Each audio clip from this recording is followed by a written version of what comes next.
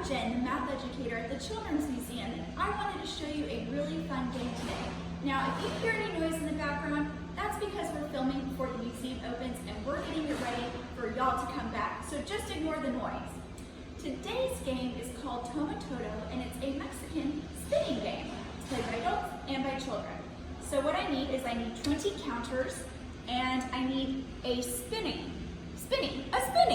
So this is what I made. It has 6 different sections.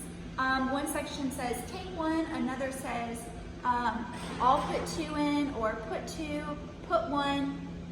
Then it says take all or take 2.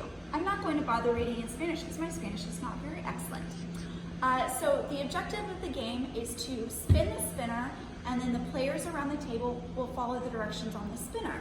You'll play until all the pieces from the middle are gone, and then whoever has the most pieces is the winner. So for example, I'm going to spin my spinner. Whatever one touches the table is the instruction I'm going to follow. So it said take 1, meaning I'm going to take 1 game piece.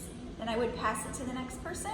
They would spin, and they would follow that direction to take all, meaning the game would be over. Happy spinning!